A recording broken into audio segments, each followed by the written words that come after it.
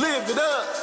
Live like it's the night of your life. You got the right to live. So go and live it up. Live like it's the night of your life. Let's start the party. Start the party. Live it up. Live like it's the night of your life. You got the right to live. So go and live it up. Live like it's the night of your life. Let's start the party. Start the party. Live it up. I'm dangerous like tightrope. No talking, not that of a maestro. More like that lizard from Geico. When I lick, you go psycho. Downtown, I'm more famous than Michael. My game, I gave it to Tycho. Gene Simmons up my time. Whoa, got mind control. Damn control. Up to your spine and back down to your toes. Melt you, little mama, like pile of mold. Hot like the summer. What's up, everyone? Welcome to the Xander Effect. I'm your host, Xander Dames. Before we get started with all the fun stuff today, I'd like to begin a movement, so to speak, in honor of all the people that are currently working during this crisis time that's going on in the world.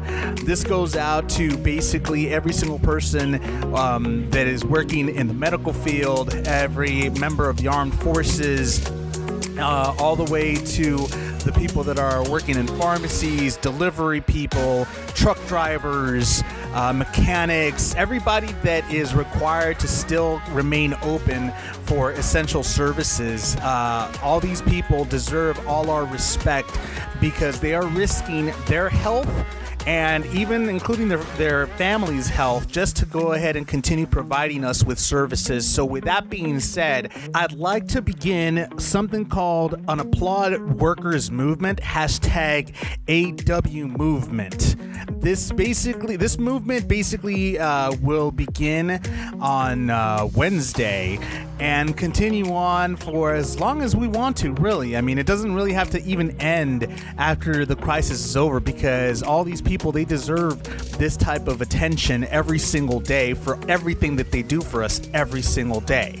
The movement basically is if you can go ahead and take a small clip of you going either outside or at home or wherever, backyard, wherever, and begin applauding, clapping your hands in applause for all these people that are doing all this for us. Just go ahead and film yourself doing it, post it on your Instagram, post it on your Twitter, post it on all your social media platforms so that it can be heard everywhere, so that the applause can be heard all over the world, thanking all these people for everything that they're doing right now.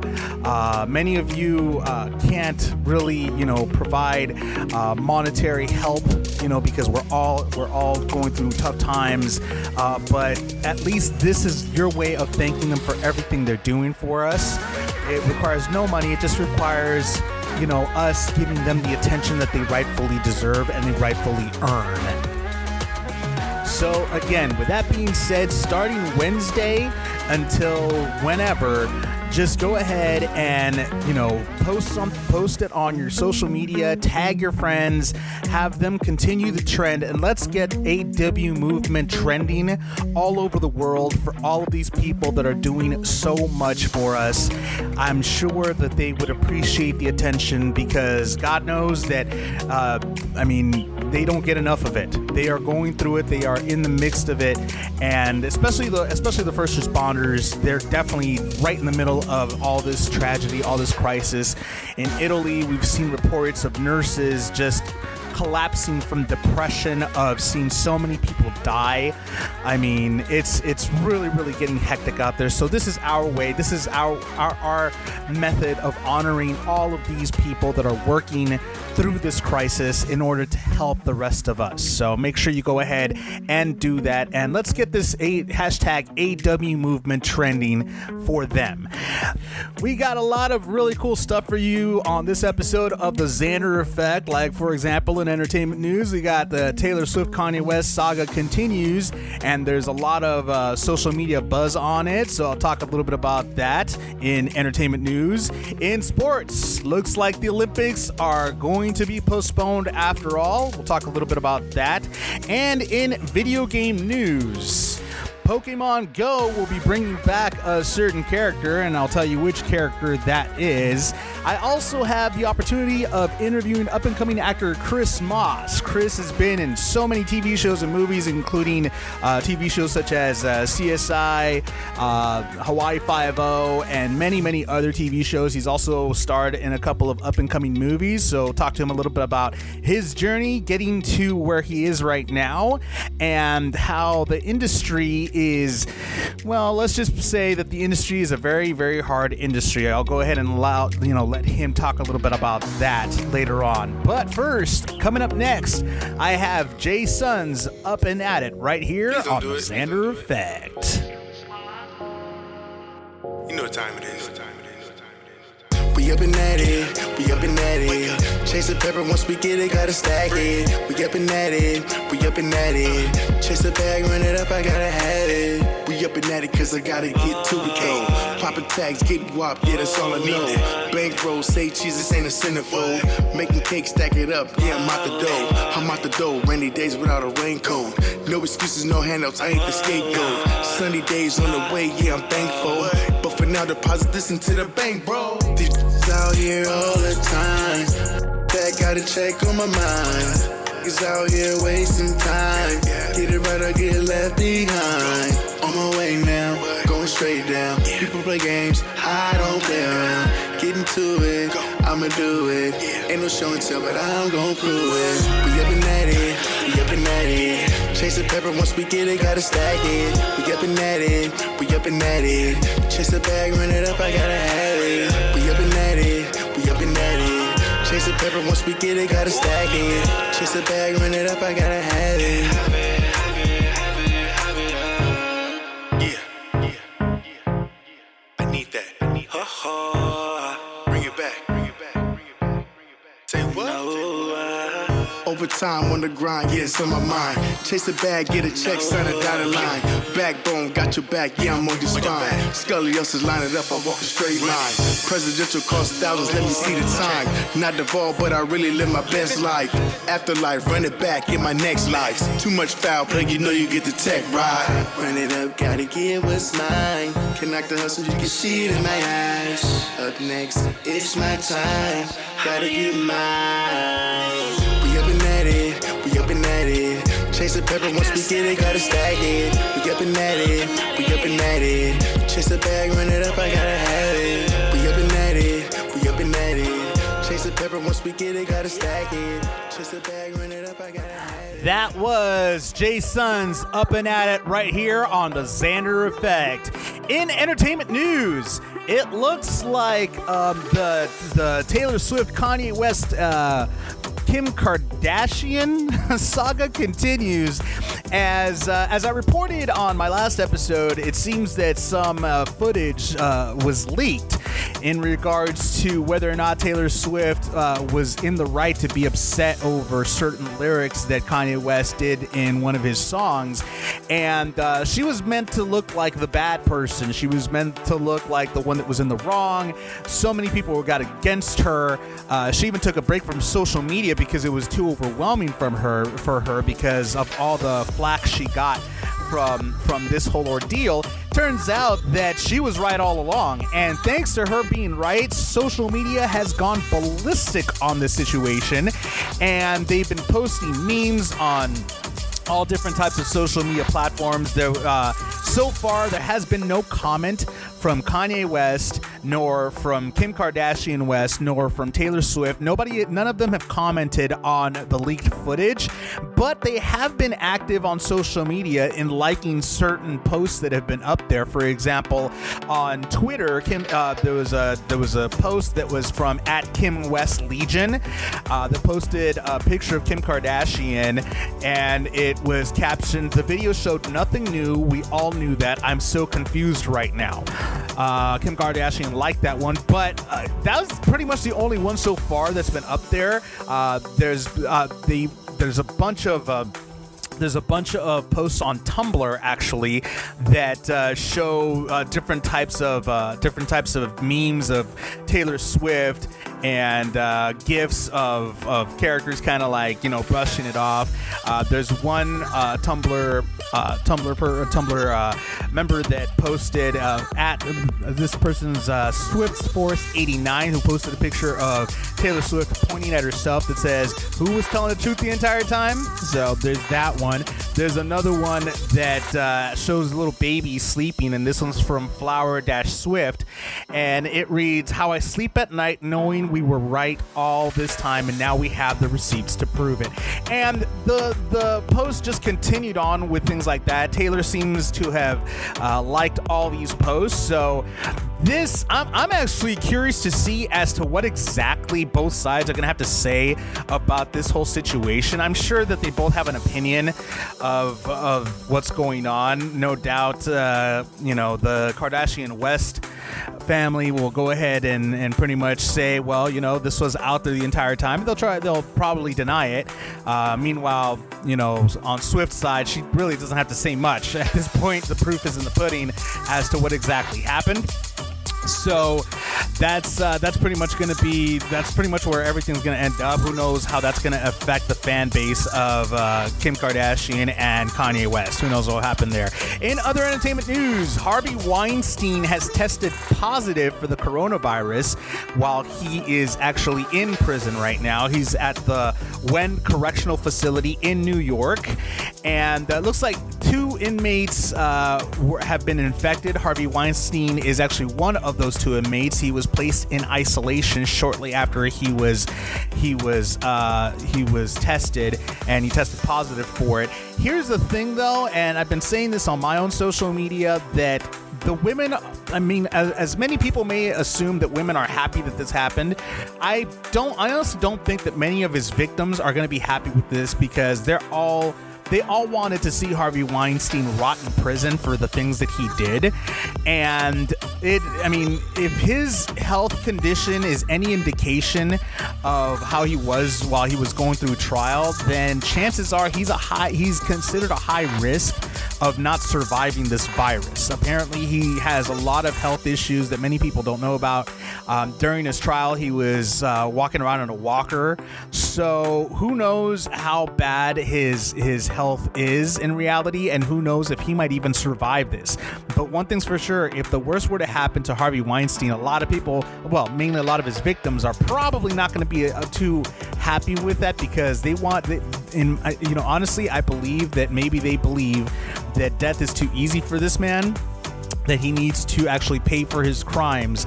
And of course, I don't think that any of these women would wish death upon anybody at this point, especially from this virus, even if it is Harvey Weinstein and the crimes that he committed. So I doubt that. But definitely, he got convicted already. He got sentenced to 23 years. He's trying to appeal it, but who knows exactly if he'll even survive to that point, because again, this virus has taken a lot of people with underlying health conditions and a lot of elderly people. And Harvey Weinstein, by the looks of it, falls under the category of somebody that has underlying health conditions. So who knows what's going to happen. Honestly, I wish the best for anybody who has this virus, regardless of whether they've done good or bad things in their lives. This is a virus that is affecting all of us, and we all need to, forgive and hope for the best for these people, for everybody that's been affected and their families who this virus has affected.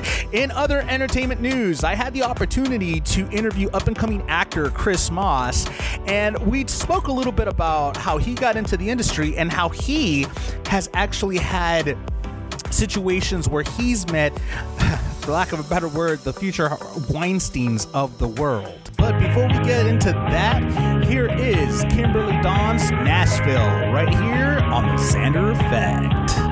Pink t-shirts, faded blue jeans, it took me right back like a teenage dream. 90 miles north from the Georgia clay, right back to the summer, burning up the place.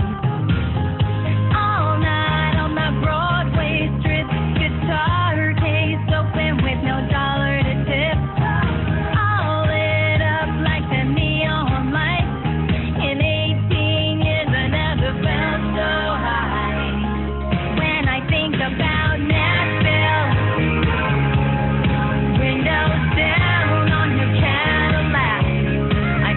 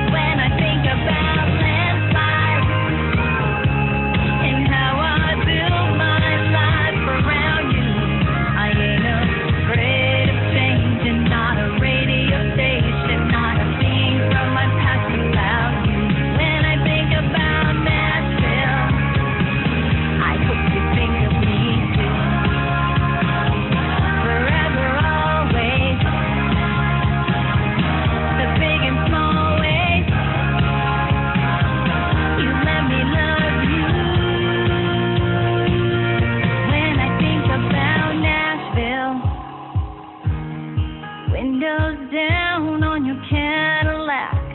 I think about a sunset dripping down a summer sky, sipping on a moonshine I'll never forget. When I think about landslides and how I built my life around you, I ain't afraid of change, and not a radio station, not a thing from my past about you. When you think about Nashville, bet you think of me too. Bet you think of me too. Bet you think of me too.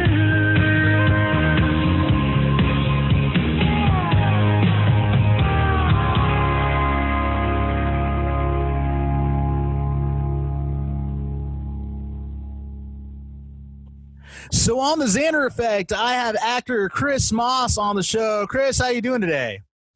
Great, Xander. How are you doing? Another beautiful day in this quarantine paradise that we're all going through right now. I'm glad that you and I have taken the precautions of doing this over the phone, and so we don't have to see each other or touch each other or be within any type of feet of each other. That's good news. Yeah, that's why I chose to do it this way. Just kidding with you, man. No, definitely. It's definitely a good idea to go ahead and practice social distancing. Many people are not, which that's totally mind blowing for me right now. But glad to see that you're keeping yourself healthy. We're all keeping ourselves as healthy as we can. But we're not talking about the current crisis, trying to go ahead and switch gears from that. We're talking about how much of a talent you are, man. I've seen you in action. I've seen you on episodes of Hawaii Five-0, Magnum PI. You've been in a lot of shows. But before we get into, what you've been doing, I got to ask, how did you get started into acting? I mean, did you automatically know that you had an automatic talent, or how did this all, come about? Wow. Well, let me tell you. So I think it was about second grade, Second grade? Mm-hmm. First grade, second grade. Yeah. We had a school play that was kind of being put on. It was more of a presentation of a bunch of songs. Everything was group oriented.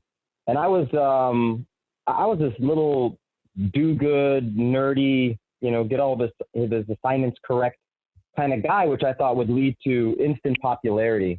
Nice. It was the opposite. I was picked on and bullied, and I couldn't understand why people didn't accept me into their little circles.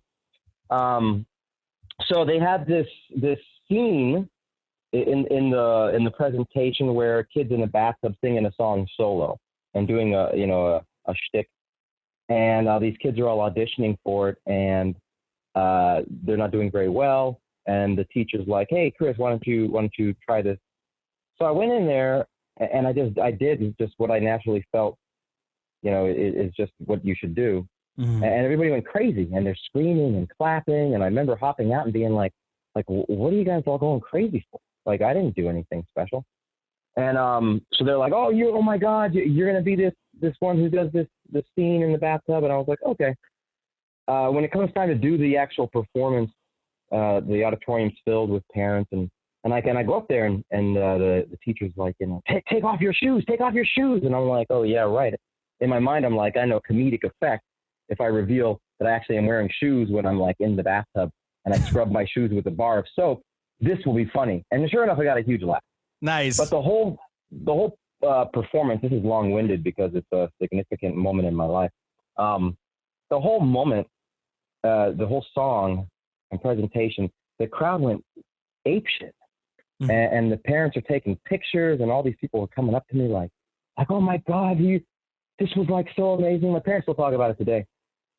For me, it was just normal to like be up on stage, to perform, to express. And I couldn't understand why it was getting so much attention. And I was like, well, if everybody likes this, well, this is what I'll concentrate on.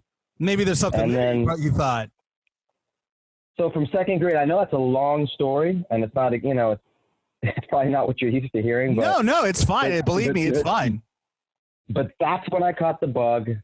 And that's when it really hit me that, to see the people's faces, to see their joy, to see their laughter, I was like, if I can make all these people react in this way and they all seem so happy, 'cause I wanted to be a doctor. Oh, wow. I was like, you know what? If I'm really making these people feel this happy, from something that's so easy for me to do, then I definitely should expand on this and see how many people I can make happy and how often. And then, that's how I caught the bug, and that's how I got started in that.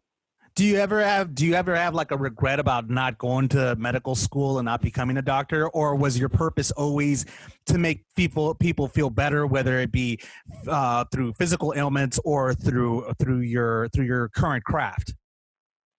I never have any regrets about anything that I've ever done. I would have liked to have gone maybe to experience the whole college thing. I didn't go to college. Mm-hmm. Just for the social dynamic of it, to share that with like other people who all went through that experience as well. But I felt like that way for many years, and now you know, I'm almost indifferent to it. So I feel lucky to have lived the life that I've lived so far. I feel like I've lived 5 or 6 different lives, and it keeps going and keeps going really strong. And I'm unfolding new chapters that are so exciting. I feel very blessed, and I feel very lucky to have been alert to new opportunities throughout my life, and not to have followed a particular preset plan. And were your parents okay with you taking this detour? Dude, my parents could not have been more loving and more supportive. That's and good.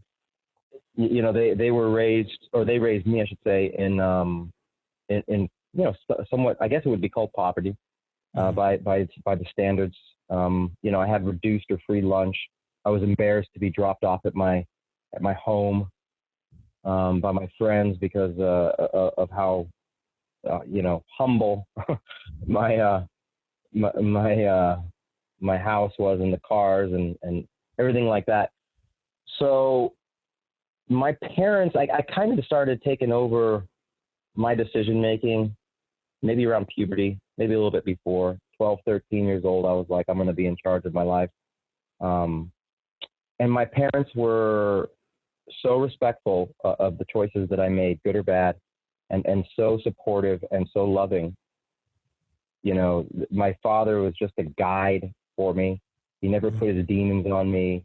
He never, you know, I played a ton of sports, and I was very competitive. And, you know, none of that was all from me. None of that was from like an overbearing father. You know, of course, my mom is German, so she did have an element of do things right. This was more in the Christian sense, do things right by God. Mm-hmm. She was always on me for good grades and performing well, but she never invaded my dreams, and never invaded my path. Never questioned me, neither of them. Even in the lowest of times, homeless, no money, never a word about like, well, are you sure you want to do this? Always, we believe in you, keep going, just keep going, and always do good. But my parents have always been more the types to they would rather see me help, let's say, a group of people who are down and out than to like hold a golden statue at an award show. Wow. So their mentality has always been, you know, if I said, hey, I made $1 million, they'd say, yeah, what'd you do with it? You know what I mean? Yeah. So having that kind of inspiration and that kind of parental influence for me has been so much stronger than having the parents who let's say, you know, did have a couple of houses and did have a lot of money and were like, you're following in these footsteps and you need to create an empire and you need to, you know, I feel lucky to have had the parents that were more about how you feel and about what's inside than what surrounds you and what you gain. Yeah. And you know what? That's always important to have that type of influence, that type of support system, because it's difficult for a lot of people. Some people they make the move out here and they don't have that kind of a support system at all. So that must have been an easy transition for you to move because you're originally from Washington. So, it must have been an easy transition from you to move from that state to California, I would imagine. How was that like anyway? How was that like leaving home? Very close. Not Washington, Colorado. Oh, Colorado. Okay. Excuse me. Yeah. Yeah. They're both very green. That transition was nuts, man. I was a bit of a mischief maker, as well. Coming from not having any money,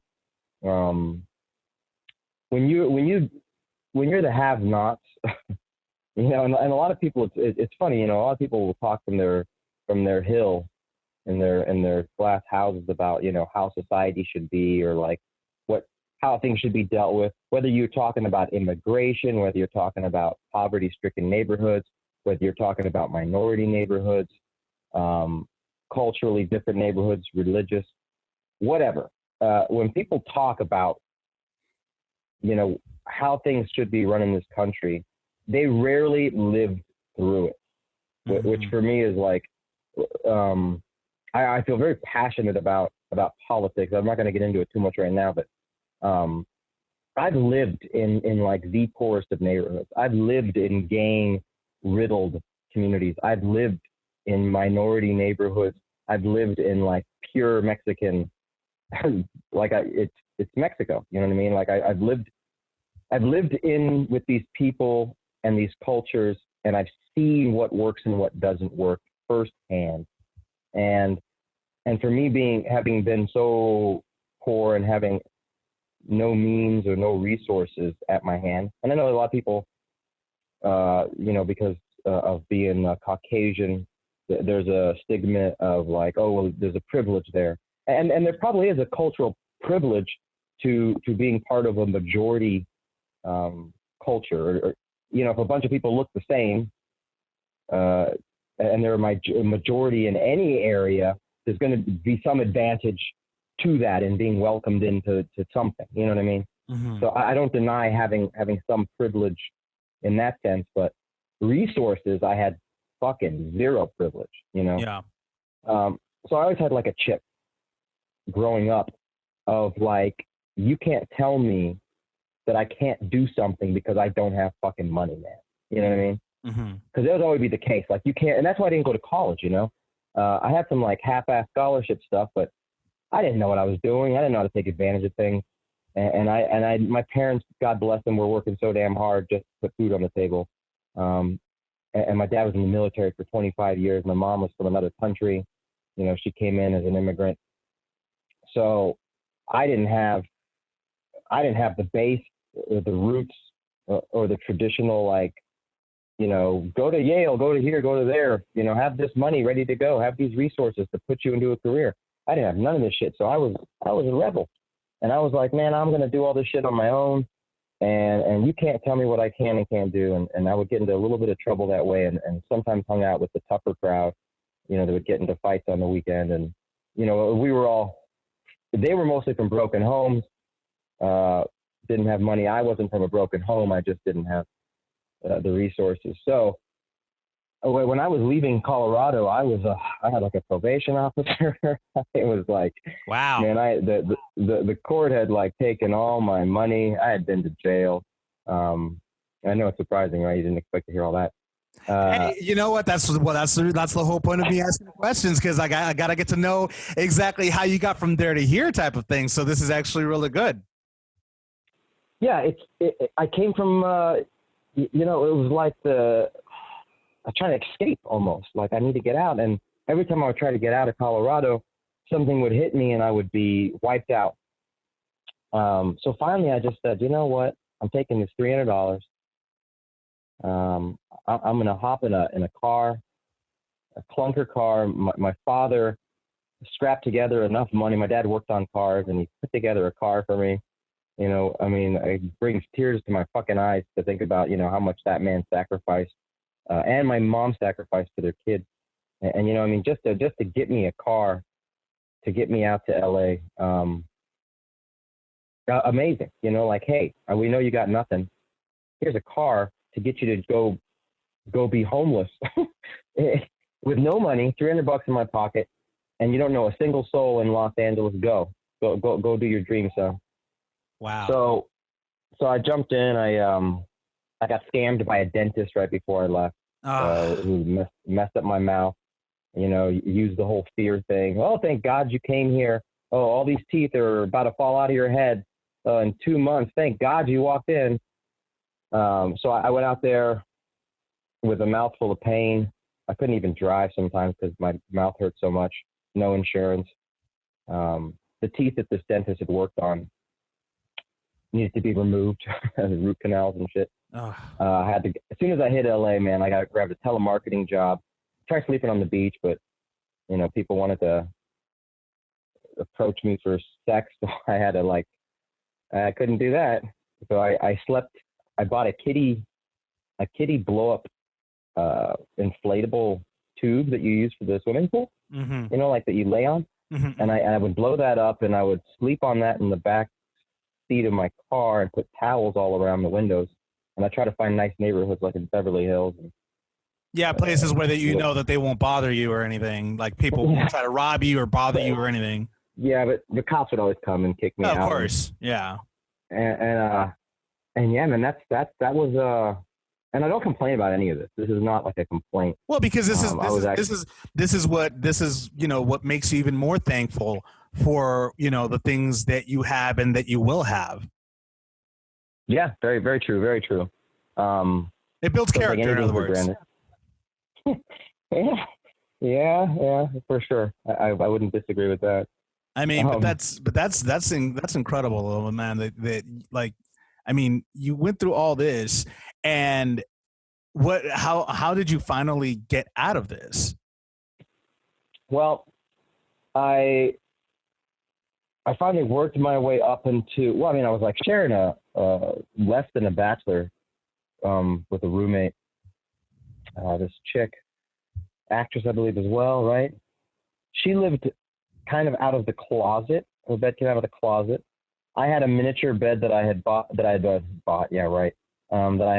found on the street and had Lysol and surrounded in trash bags and baby powder, or baking soda and stuff, and I was in this corner of this bachelor. It didn't even have a kitchen. It had like a hot plate.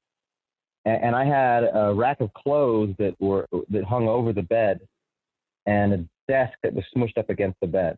So square feet wise, I maybe had, I don't know, a 5 foot by 5 foot area to live within this tiny bachelor apartment, splitting rent.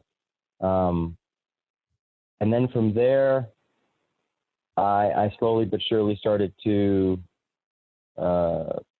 push through. Got a couple gigs here and there. Finally, I started doing extra work immediately just so I could be on television or be in movies. I was an obnoxious little extra. I'd always try to do stuff to make sure you'd see me in the background doing something foolish. I can't imagine you do something like that. Are you kidding me? I'd walk around like a gorilla in the background, or do the escalator trick or the rowboat. Nice. Okay. So I finally got one fat gig where I had this kind of stunt work almost as an extra, and I was so happy that they just. I was like, why would someone just give this to me? It was like Casting Central, or is it called Central Casting? Sorry, Central Casting. Yeah. Yeah. So I was so bewildered by their kindness. You know, why would I be selected? I've been looking for these SAG vouchers forever. Thank you for just giving me one. Mm-hmm. So I wrote a cartoon book about coming to LA and trying to make it and the struggles. And it was really funny. It was R-rated. It was adult. It didn't pull any punches. And I'm a pretty good cartoonist, actually. Secret skill. And it was fucking funny. It was funny. And I bound it at Kinko's. made it like really professional, and I gave it as a gift. And man, they passed it around that office, and they were like, the phone calls started coming in, and they're like, dude, this is hilarious. Like the office is going ape shit over how, this cartoon book, you're going to have your SAG vouchers in no time. And then all of a sudden it was like 20 gigs in a row. Wow. To get my SAG voucher. So I could join SAG and be an official professional actor. Blessed and grateful in that sense, because it was very difficult to give vouchers. Oh, it still is. It always is. And ADs would hate me. You know what I mean? They're mostly dudes. And to be quite frank, they're mostly dudes who were interested in the more attractive females that would show up on set. Of course. So another dude coming up and being like, hey man, is there any way? They're like, get the fuck back over by the pretzels and water. That's what you're eating. You gotta love all day. You gotta love the future That's what Harvey. you're saying. You gotta love the future Harvey Weinsteins of the world. Oh man, they're so prevalent, bro. They're so prevalent. Oh yeah.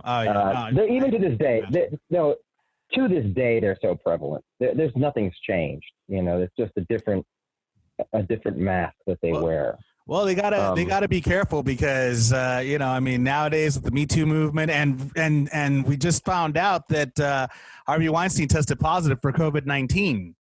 So didn't know that. That's interesting. They just said it. You know what adds to the Me Too stuff and to the existence of these people though? If you want to chat about it, get a little serious. I know. It's funny. You probably, with this podcast, expected the comedian version of me to show up. Not necessarily. This is the reason why. Because there's always more to each person. It doesn't necessarily mean that they are who they normally are or who they portray to be. You're Chris. At the end of the day, you are an actor, but underneath the actor is the person, and that's always the one that I want to get to, regardless of what the show premise is or whatever it is. You are a person like me, like anybody. So that's the reason. That's the whole point of me wanting to talk with you and get your story out. Yeah, thank you. The for your fans that don't know me or are not familiar with me, most people, when they see me, I'm doing very ridiculous things and pranking or being always absurd, never being serious. So, well, that's the reason why. That's the reason why. Before this interview ends, we're gonna give them your Instagram so they could take a look at all the wackiness that you do on Instagram stories to begin with. But go ahead. No.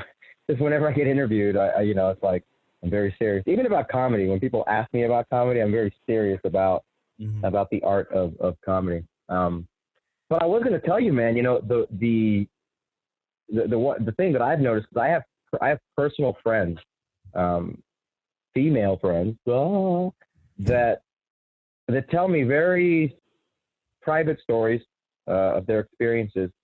And the more that you have these, let's call them predators, right? That get lambasted and slink away in the shadows. Man, I'm telling you, the more that you have females, okay, who find it to their advantage to seduce and to put themselves out there for those predators, man. Yeah. And they'll go find those predators however they can. And it's even more to their advantage because it's like, it's even more taboo. It's more risky. We're playing a more dangerous game. If people never, there's some talk about it, but it's more like resentful. Like, these girls knew what they were doing. It's kind of mean. Most of the females are victims and even victims for themselves psychologically because they're forced into these arenas where they're playing these games. But there are a few females, man. I'm telling you, there are a few females that are equivalent. You look at the fulcrum, you look at the balance, right? And you got these predators on this end that are like, borderline evil. I'm telling you got some females, man, that are working as well, that are a little scandalous, a little evil, that keep those predators alive. And nobody looks at that and talks about that. And I don't wish to expose it, but they're out there, man, and I know them personally. and I've known them over my life personally, and I don't judge them. and they're friends of mine, and I like them as people, but I know that they'll do what they can to define their advantages, and it's oftentimes through seduction and through exchanges, and shit, man. Well, I mean, it's like that. It's like that everywhere. It's not just in the entertainment industry. I mean, I've known females like that as well. And that's what they use to get ahead sometimes. But unfortunately, because of them, it's kind of like guys, we get like males get a bad rap because of jerks like the Weinsteins of the world, and then females, they get a bad rap because of their predecessors as well, certain female predecessors as well that also act in the fashion that you just described. So it happens on both sides of the spectrum, unfortunately, and it's a vicious circle that doesn't seem to want to end. Yeah, very much so, very, very much so. I mean, and it's because people drive themselves towards the position that they feel is most advantageous to them, and there's a lot of male, they're just fucking pieces of shit, man. Like, pieces of shit that all that they live for is to get into a position to try to quote unquote command pussy. And this is like their language more than my language. They'll do whatever they can to put themselves in that position of power where they have the most influence over, and I'm telling you, like actresses, performers, singers, sometimes even dancers type of thing, expressions of human art and beauty. They'll put themselves in power positions in those industries because that's the easiest feeding ground for them, because it's so competitive and it's so difficult to make it. And even if they just get the attention and the flirtation, man, they'll exchange. And I've seen these guys, and I've met with them, and I've talked with them, and I've had to, reduce my moral compass, smile, laugh, when inside I'm like, the alarm bells are going off, spidey senses are tingling, and I'm like, man, am I a fucking coward here? For not setting boundaries to not honor my parents who raised me with a certain moral compass. And I'm the first. I'm up on stage, doing poop jokes, dick jokes, talking about sex. I'm crass. I'm blue. I can be a dirty comedian. But at the end of the day, I have a deep respect for humanity. Mm-hmm. I only laugh at the absurdity that we've already set before ourselves here. But I have my scruples, man. And one thing that, for me, that's so precious is art, and is, the human expressions of art, especially the things that are produced by energy, like, dancing and singing and acting, and even writing, for me is like something that's produced with energy. Like if it's right there, even though it ends up on paper, it's there. It's happening. True.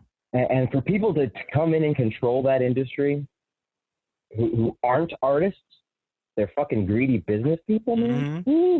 Oh yeah. It is so difficult, man. They don't give a shit how talented someone is or not. True. It's the formula, it's the recipe, it's whatever they can do to take advantage and to keep themselves in power.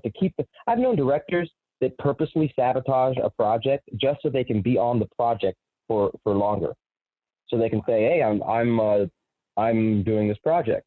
Like, you've been doing this project for 2 years. Oh yeah, we have these problems with this. We got to do that. No, you've done those problems, so you can call yourself a director of this film for 2 years.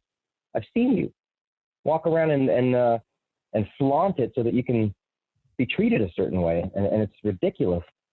And you know what? Yeah. I'm sorry. Go ahead. No, you go ahead. Well, I was just going to say. You go ahead. I was just going to say that the way you're describing the entertainment industry is very similar to the way the club industry is, because I was a Hollywood club promoter for over 10 years. So what you're describing is damn near to the T exactly how promoters are. almost exactly the same way, the same exact manner of which they treat people, the same exact way of how they are. Everything is exactly the same description. I mean, and it falls to reason because it's all the same industry. It's all the same entertainment industry, whether it be film entertainment or leisure entertainment. It's still the same thing, and it falls under the same type of power that you're describing. And to be honest, I mean, I like you, when you're talking about moral compass, I had to go also be the same way. I had to be exactly the same. I had to really, really, there was always a line I would never cross, you know, with the promoting.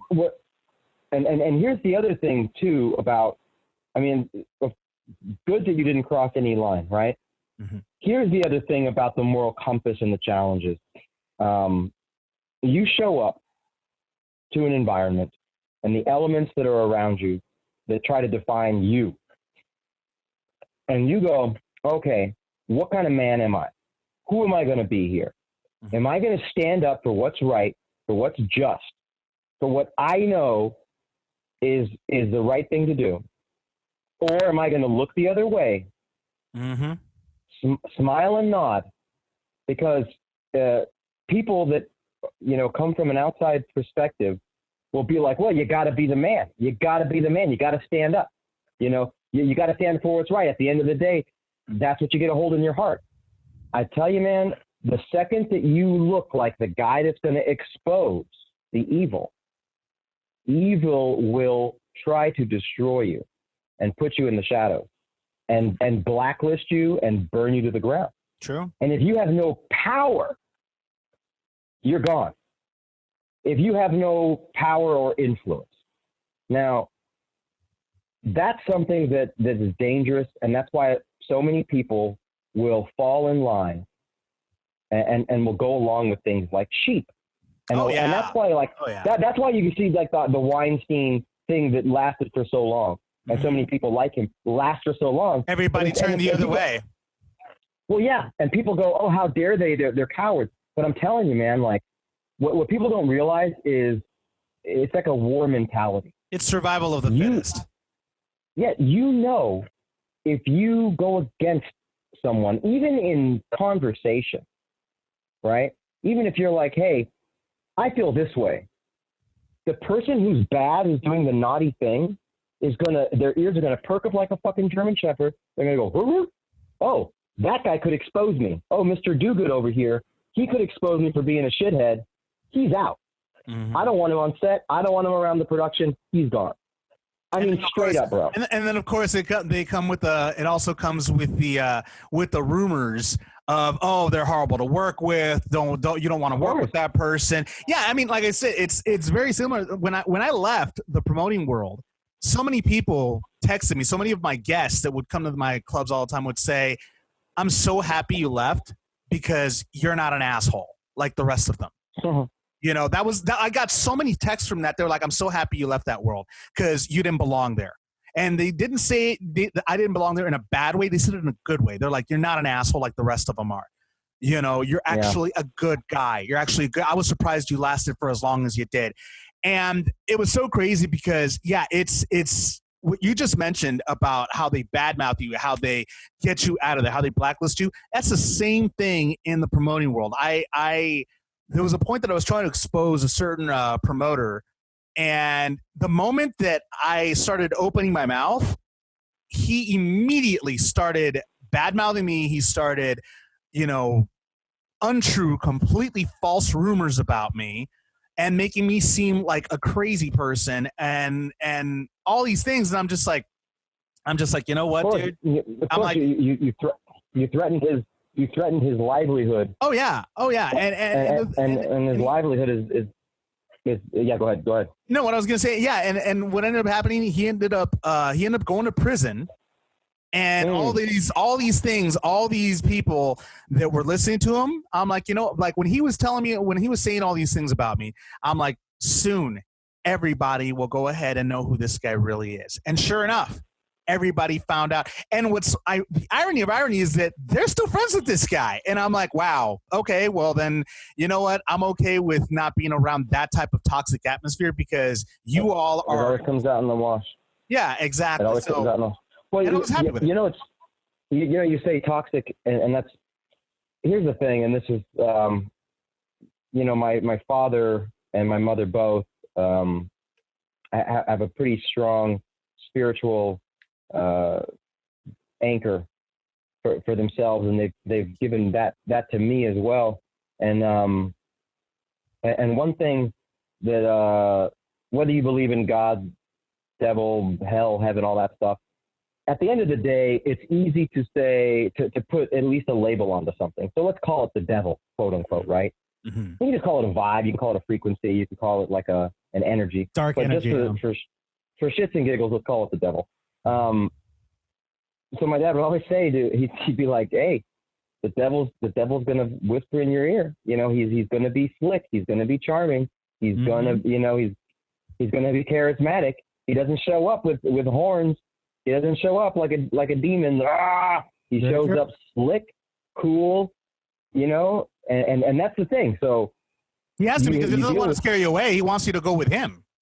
You're going to deal with a lot of charismatic people and a lot of common folk, like the masses. And sometimes for me as an actor, I study people, intensely, and I really peel back the layers. Even within 20 seconds of knowing somebody, I'm like really analyzing and breaking it down. And I'm shocked sometimes at how some really nasty people trick others for a long time. And I'll see someone and I'll be like, oh, I know this guy. I know this guy with this chick's motivation. I see what the agenda is. I see what's behind it. I see the dark energy or whatever it is. And other people will be fooled like so emphatically. And I'm like, don't you know where this person's coming from? And then like 2 years later, frustrating. It's like 2 years later, they go, oh my God, you know what I found out about so-and-so? And then this is what they were doing the whole time. And oh my God, it was so toxic. And I'm like, yeah, I knew that in 30 seconds. It took you 2 years of pain and suffering to know that this person is like, their basis is evil, like their core is evil. Like, oh my God, stupid people worry me. They really, really worry me. I wanted to say something. Because we've been I've been playing, and I've pulled you along with this. I don't know what your perspective is if I didn't. This like bitter, oh, it's so difficult, oh, all these rotten people attitude. And I just need to say that we've been kind of going in on this because of, you got the Weinstein thing lately. And I'm targeting certain high-end administrative people who have taken advantage of their position. With all that said, and with all the shit that goes on, which goes on in everybody's life and goes on in any type of structured environment, with the human condition. With all that said, there has been no other place that I've ever found on this planet, and I've been through a lot of different jobs and a lot of gigs and a lot of fields. There's nothing like the joy and the splendid environment of like a film set for me. Oh, I agree. There is the crew, the people. Now, once you get past the administration type of stuff that can have a lot of evil core, and there's some shitty directors and shitty producers out there. For the majority, I have found that most people that work in film and television and in this industry are such wonderful people with such childlike, inside source, soul, spirit. It is like, and every time I've shown up on a set, I'm at home. I'm like, oh, people are like, oh, you got that gig. Don't you feel great? I go, well, I just feel normal. I agree. I show up on set, I just feel normal. It becomes a family. Every project that I've ever done, there's a mini family that's established. Every acting school that I've ever gone to, every time I'm in a group of artists and people that want to express and are about the craft about searching and discovery. I feel so blessed and so grateful. It's such a wonderful environment, and when I've complained here with you on this podcast of some of the great error that exists in this industry, it's only because the industry is so great. Greatness can't exist at this level without having great error as well. Correct. So there's a balance, and overall, I find there to be, far more good than there is evil. It's just unfortunate that some of the evil exists in the higher up positions. Well, that's because, that's the reason why it's the job of up and coming actors such as yourself, to go ahead and change that type of environment eventually, because eventually something has got to give. And well, you know how I do change it. Mm-hmm. You know how I've already changed it here, man. Is I woke up. I said, I would show up on sets, right? And this happened in the commercial world for me. I'm looking at a board of people that are getting paid hundreds of thousands of dollars, and I'm looking at this table, and I see a marketing department, and I see an ad department, and I see assistants, and I see a campaign manager, and I see a creative staff, and then I see the director and the producer, and then I see the client, and I see all these people, man, in this room, and they're all talking about this commercial. This is the first commercial I ever booked. There was a national commercial, and I was the spokesperson. And they're all arguing about just like these one or two lines, and they can't figure out the rhythm of the words. And I'm doing wardrobe in the other room, and I'm hearing them go back and forth, and they're talking about it for 2 hours. I walk in the room, I go, "Hey guys," and they're like, "Oh, hi, oh, that outfit looks good." I go, "Hey, I'm sorry to eavesdrop, but I overheard you guys arguing about these lines. How about this?" And I spit out a few lines, and they all go, "Oh, yeah, that actually works. Oh, okay." And their job was over. After that, I did the commercial. I ended up improvising half the commercial. Nice. Which is all that made it into commercial. Then they hired me back and didn't have anybody on staff. They said, "Hey, Chris, whatever you did last time, let's just have you do that again." And I was like, "What happened to all the people, all the departments?" And they're like, "Oh, we're not going to worry about it on this one." I was like, "Oh, basically you saved all the money because you knew I would come here and provide you with your ideas." With material, right? Yeah, you're providing them with material. Hey, wow, okay. Do I get paid Slowly extra? but surely. No, of course not. So this is like 10 years ago, and I started to realize, I go, "Man, you know what? I got to stop selling myself short." Yeah, I put makeup on and get in front of a camera and dance, but this is all coming from my mind and my heart and my spirit, and I'm here to contribute something at a great level creatively. I'm not just the guy who I don't want to be famous. That comes along with what I want to achieve, but that's not my goal, is to just like be famous and be known. I want to contribute creatively. So I said, "Hey, if that's what I really want to do, am I just being a narcissist by wanting to be in front of the camera and smile and grin and tell jokes, or be serious and cry and scream and yell and carry a gun and put on a cowboy hat or whatever it is I'm doing that day?" No, I actually just want to tell great stories. So I started blending myself into that world. And now I've been able to sell a couple of scripts. I made a movie last year. I'm going to South Africa this year to make a couple of films. And this team in South Africa that I've joined up with, man, we are going into impoverished neighborhoods in Durban. And there is, ever since apartheid, there's a significant difference in class out there in South Africa and in these cities. And there's programs that are trying to help people, but man, acclimation is difficult. And we're going to go into these neighborhoods, and we're going to hold these workshops and these classes to explore creativity, theater, filmmaking, for these impoverished kids, at the same time that we're going to be making a film. This to me makes sense. You know what I mean? This to me is something that I can get behind. I feel right about it. You know, I'm on my horse. I got my sword out. I'm going to fight the right battle. You know, it almost feels like a Denzel Washington Remember the Titans moment where he goes into the field and, you know, while everybody outside was screaming and yelling because of the integration of schools, he goes to the football field, turns on the lights, and he's like, this is my sanctuary right here. So it's almost like one of those moments for you. Very much so. Very much so.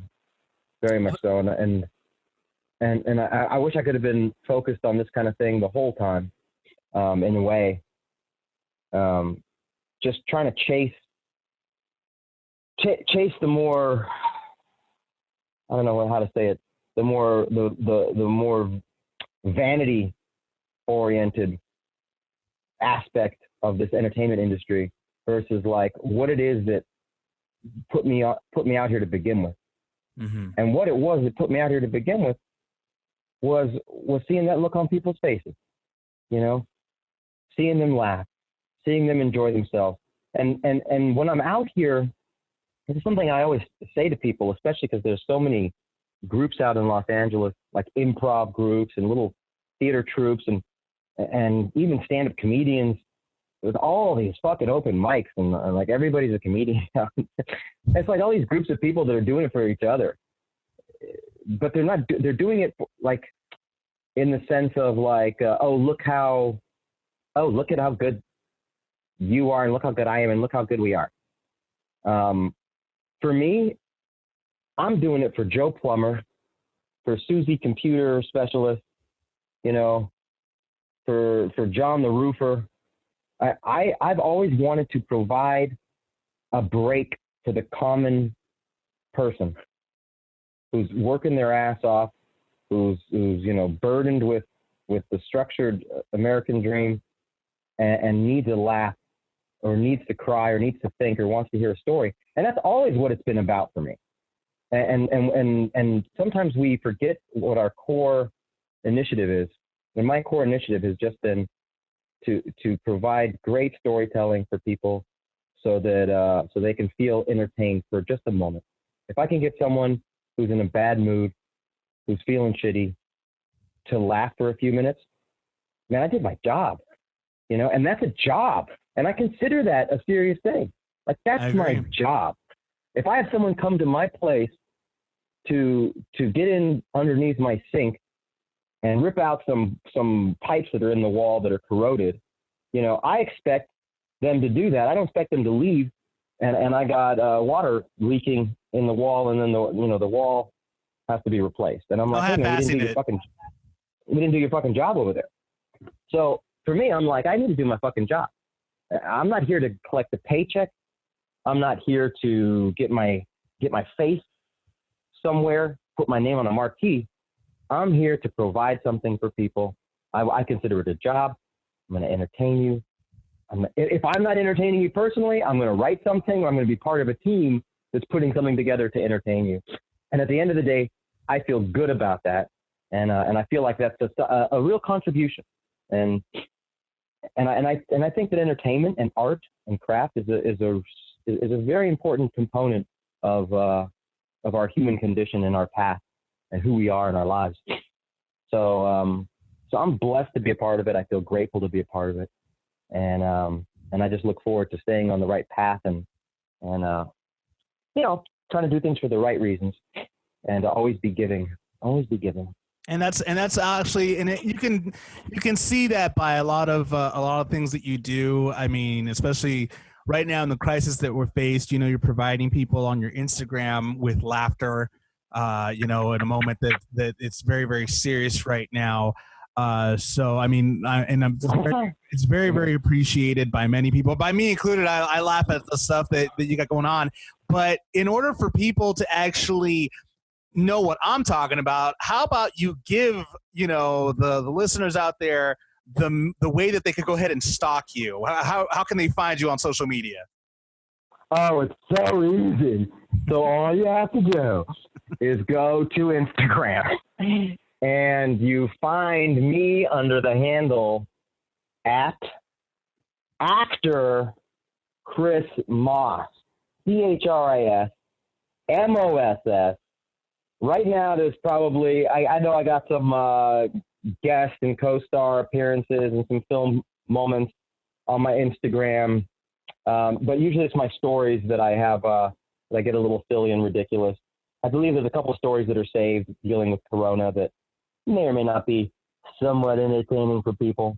Also on YouTube, you can look up The Chris Moss Show on YouTube, and there will be some sketches and some fun stuff on there. I've kept my stand-up comedy somewhat limited, just from there's so many thieves out there, man, that take that steal jokes, especially comedians that get national exposure, get on TV, man. They'll chomp up. They'll chomp up bits, man. They'll take them. Well, it's like Joe, like when Joe Rogan was talking about Carlos Mencia. Yeah, Carlos Mencia, apparently he's infamous for doing that. According to to Joe Rogan. Oh my God, man. So totally agreed. I remember my first experience doing stand-up in Los Angeles. I came out. I think it was a club. It could have been the Ha Ha fucking Cafe, or it could have been the Ha Ha Cafe right before it kind of became a bigger deal. And I got on, and there was these two guys running the show, and I went up on stage and I did my first bit was doing two impressions, and I'm doing two different celebrity characters talking back and forth to each other, right? Mm-hmm. And I got a big fucking laugh. Audience loved it. It was a successful set. I go, hey man, that was the jam. Sweet. I go, I feel good. They go, hey man, that was hilarious, bro. Great work. We'll have you come back. Yeah, for sure. We dug it. Now I just moved to LA. I had nothing to do. So the very next day I decided to go back to that same little club. Maybe I'll get on for a guest spot or something. Cause I did well. I'll probably be in favor. It couldn't have been it was like so cliche. It was like a movie. I walk in to my bit. I walk in and I hear my bit on stage. Those two dudes were doing the two characters as a duo. Wow. My bit that I had just fucking done. Wow. Man, and at this time, this is like early 20s. And I was, like I said, I'd kind of come from a crowd of guys that would, get into fights every weekend and stuff. And so you were itching. You were itching to get somebody. I was feeling a little fuggy. I was like, dude, I'm feeling a little fug-like here. I was like, man, I don't know what I'm going to do here. This is kind of weird. So they came up the stage and I was like, hey, what's up? I said, what's up, motherfucker? They was like, oh, hey, Chris. And I was like, I just dug right into it. I had no couth. I had no reputation at the time. I had no idea. So you just didn't care. You're like, I don't care. No. I would do things much differently now. In a diplomatic way. Much more diplomatic, much more mature. But at the time, I'm in my early 20s. There's a couple of drinks there, and I'm like, fuck this. You guys come up there, I go, what the fuck was that, bro? And they're like, oh, no, we just, he goes, we were just, and I go, that's my fucking bit. It was, oh, no, we just, we were just inspired by that bit. Oh, like, whatever, dude. I go, you just did, that was like verbatim my fucking bit. I go, bro, you're lucky I don't knock you both fucking out right where you stand. And they were looking at me like what? Because they weren't expecting a quote unquote physical threat. I go, I should knock both of you out right fucking now. I was like, if I ever fucking see you guys do that shit again, I will walk up on stage and I will fucking cold clock you. You understand me? And I was kind of bluffing a little bit too, because I wouldn't do that. Yeah, I was just trying to I was trying to set a precedence there. You're using the intimidation factor. Don't mess with my stuff. I'm a tough guy. Don't fuck with me. Well, I mean, I've seen.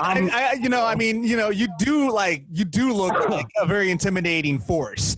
Especially if you but I'm not. Scare me. Yeah, I would be scared. Which is funny because it's not true at all. I'm like this little nerd that's like imprisoned in this cut flesh ripped. I mean, it's Adonis prison, and I can't get out. Poor you. Oh, my heart bleeds. Yeah. It really bleeds right now. No, I'm so full of shit, dude. Like I love sparring, you know, and I'm very competitive in sparring and like. Hey, so do I. I was in MMA myself, so. I love it. Oh, yeah. I love it. But when you're talking out in the street, man, I do not want to bare knuckle with anybody, dude. I'm mostly scared for my teeth. And that's always for some reason, that's always on my mind. If somebody starts talking shit, like at a bar, or there feels like there's could be a fight that happens, I'm like, oh my God, my teeth. Like what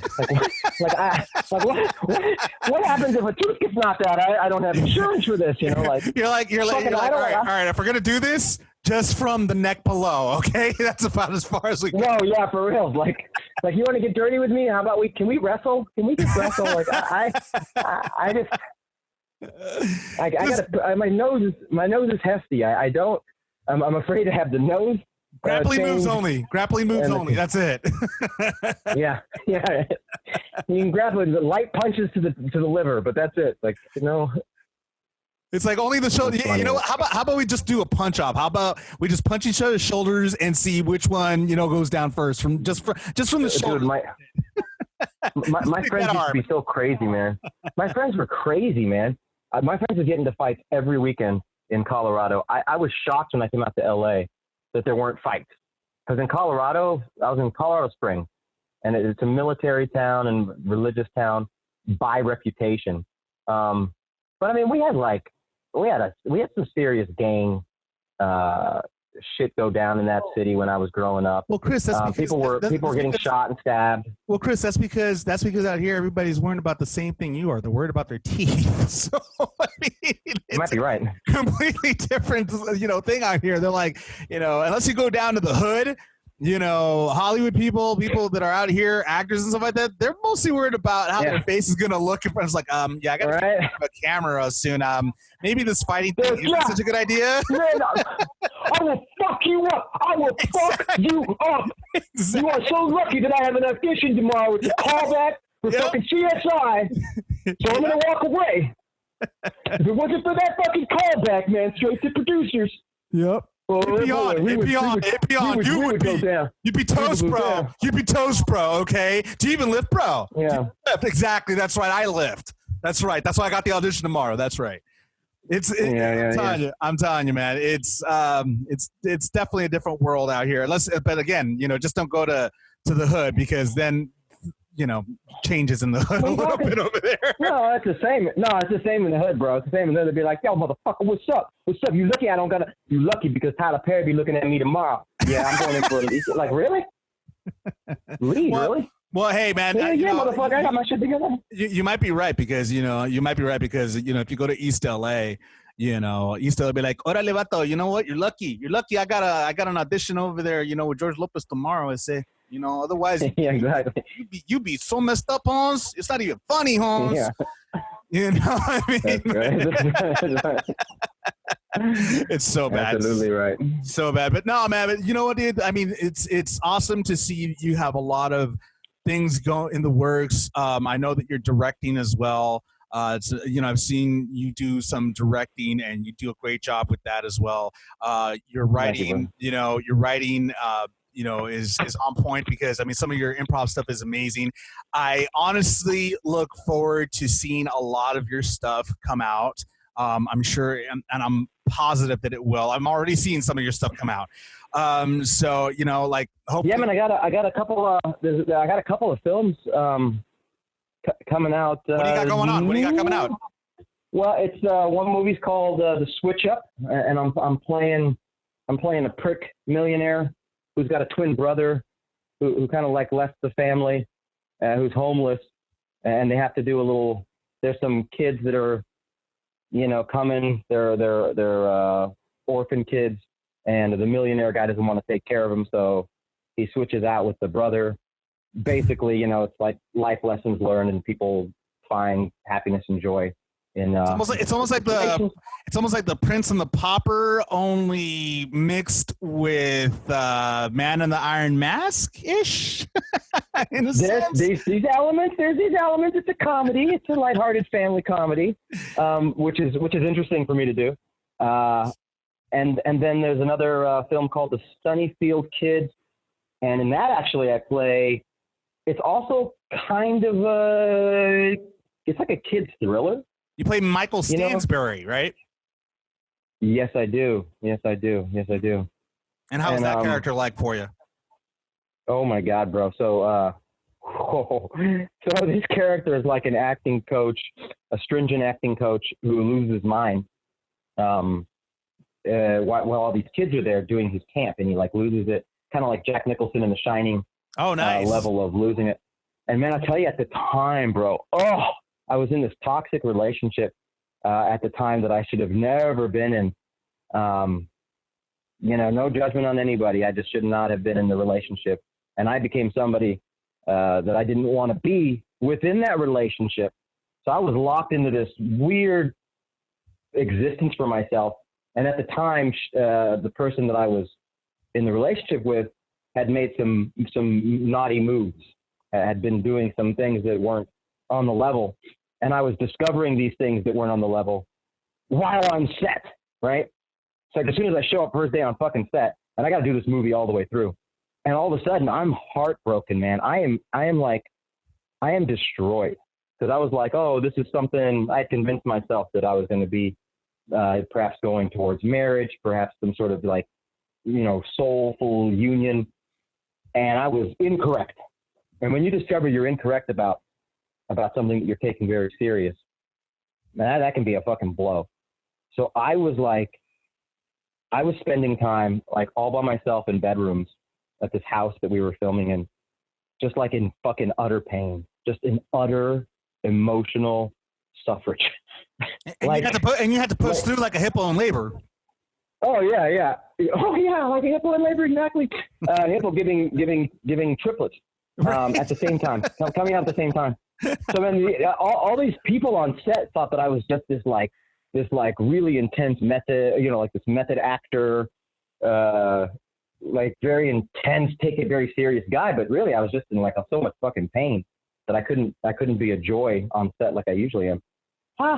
And I explained it at the end, and finally started connecting with people at the end of the shoot. But during the shoot, there's some moment where my character loses it, and it goes nutty, and is like screaming and crying, and like that would be you actually letting go, like for real letting go. Yeah, no, that was all real, man. That was like all real emotion. Wow. And I don't know if it's gonna make the cut, because it might be too much. But I really would like to see it, because if you see it, you go, oh man, this guy, wow, he really went deep. I was like, oh yeah. They're like, wow, he took method acting to a whole new level. Yeah, I borrowed a little bit from what was happening at the time, but as most things, in the wake of destruction, oftentimes beauty is left, and even a stronger sense of self. And I reborn after that, and really were able to find my true priorities and my boundaries, and like who I am, and what I expect from myself, and what I seek, and I learned so much from those experiences that I can't be anything but glad to have gone through them. Any which way, those two projects will be coming out. There's a third film that I actually wrote and produced. That's a thriller. It's a psychological thriller called Click. It's going to be coming out as #Click. We're going to have the hashtag in front of it. And you play the character Curtis Long. I do. Mm-hmm. And that character is actually, he's playing kind of the Weinstein type of guy in the film. He kind of represents that. And there's a few positions of power like that. And it is, it touches base with the dark web, the deep web, human trafficking, our insatiable need for entertainment via social media. A serial killer basically is stalking social media starlets and up and coming actresses, and putting them on the dark web, or putting his murders on the dark web. Wow. FBI is trying to figure out. Yeah, it's a pretty interesting piece. FBI is trying to figure out, the deeper source, the string pullers, the puppeteers, and the local police are trying to find just the killer himself. So there's like a dynamic of who knows what, who's sharing what, and who's on whose team. And then there's a few twists and turns towards the end. And it's a fun, exciting ride. I would have preferred for it to have been a series, but I stuffed it all into an hour and 45 minutes. And you never know. You never know. They could, it gets full attention. You might be able to put it into a series, because sometimes that happens with a lot of films too. True. I mean, it's shot beautifully. We had the cinematographer of the year, European cinematographer of the year, man up on camera. It looks beautiful. The actors did a sensational job. A huge ensemble, like 30 actors in it. It was so much fun to do, and that's in post production right now. So technically, I got 3 films that should be popping by the end of this year, and then I'll be traveling to South Africa to do a few more, and it's finally coming to fruition for me, and all I can do is enjoy the ride and just make sure that I give. As soon as I'm in a position of power, as soon as I'm in a position of influence, that I just make sure that I do the right things and represent who I want to be in this world, and contribute and give back and give opportunities to others, and and be one of the good guys. If I can, it's a balance, but if I can. So far, it seems like you're accomplishing that. Chris Moss, thank you so much. Thank you so much for being on the Xander Effect, man. I appreciate your time, and I hope to definitely have you on the show again to do some follow-ups and go deeper into a lot of the other projects that you were part of. Absolutely, bro. We'll get into the we covered so much of the history and the origin. And we'll just party next time, and we'll have fun. We'll talk about a bunch of other shit. Sounds fantastic, man. I hope to see you next time, and be safe out there. Xander, thank you, brother. All right, talk to you soon. You too. Bye. Thank you so much, Chris Moss, for being on the Xander Effect. I appreciate your time. In sports, the International Olympic Committee has decided to postpone the Olympic Games amid the current outbreak of the coronavirus, and they are postponing the games until 2021, until the summer of 2021. So no Olympic Games this year, as many other sports events have also been canceled or postponed as well. Many sports seasons have been postponed and canceled as well during this crisis that is affecting everybody worldwide. Basically, the Olympic Committee, the International Olympic Committee, went on USA Today, committee member Dick Pound, and basically told USA Today, quote, "On the basis of the information the IOC has, postponement has been decided. The parameters going forward have not been determined, but the games are not going to start on July 24th.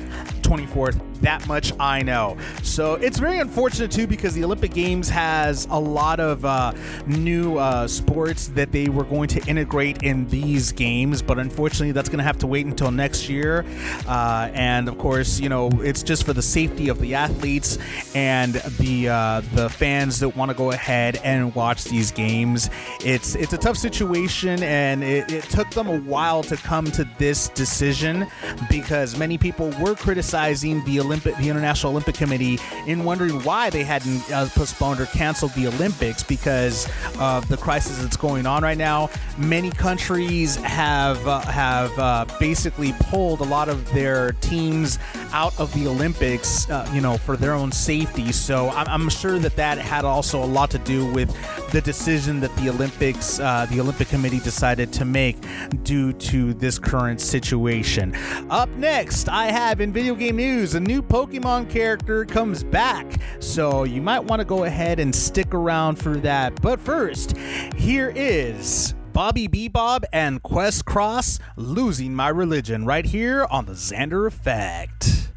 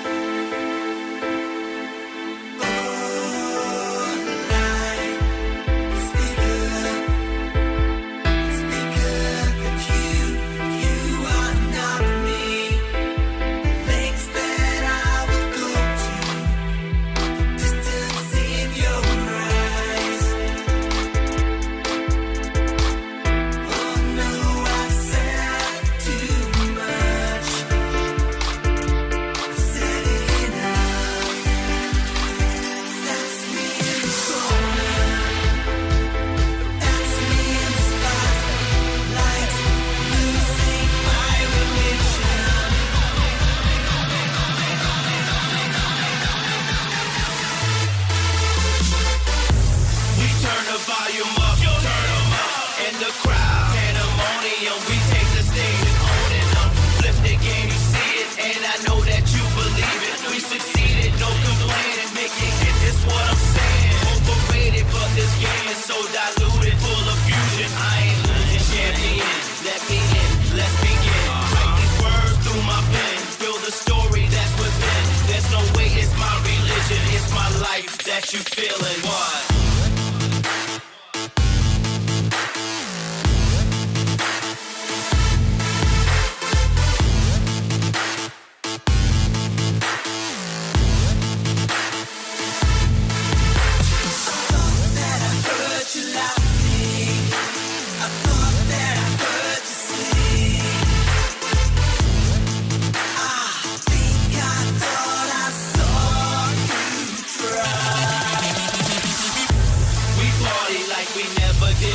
If you and I touch the sky, let me open up your mind. Take you through the Milky Way. It's the way we like to play. The DJ gets you going, flowing, so forget about today.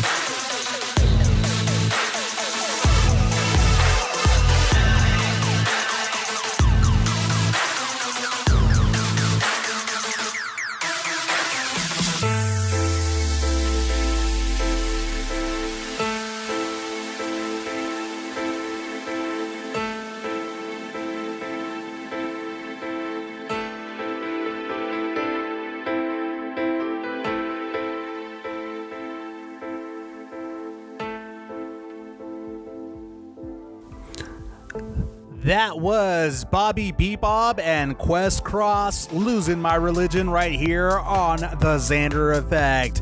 In video game news, Pokemon Go is bringing back Lugia. It comes back tomorrow, actually. So far, Cobalion has left Pokemon Go, but the legendary Lugia will be returning in its place. And basically, what's going on is that Lugia will be coming back at around this time, and it'll come with a special move. It'll actually know a special move, but the only way you can encounter Lugia is by joining 5-star raids until 1 p.m. Pacific time, 4 p.m. Eastern time on March 31st. At the same time that Landorus is set to make its debut on Pokemon Go. So basically, you'll be getting him, and you'll also be checking out the new Landorus in these raid areas. So make sure you watch out for that. That should be pretty cool to check out.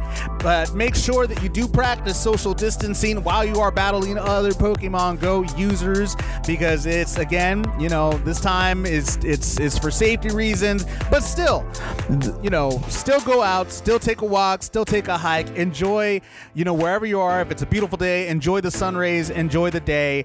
Make sure that you enjoy yourselves during these really hard times, during this crisis. Again, don't forget to start the hashtag AW movement to go ahead and applaud all the workers that are out there risking their health and the health of their families to make sure that they provide us with awesome service. That's the news, in case you haven't heard it. Thank you so much for joining me on the Xander Effect. And remember, music always, always heals all. We'll see you guys next time. Live it up. B. Taylor, Flow Rida, live it up. Live like it's the night of your life. You got the right to live. So go and live it up.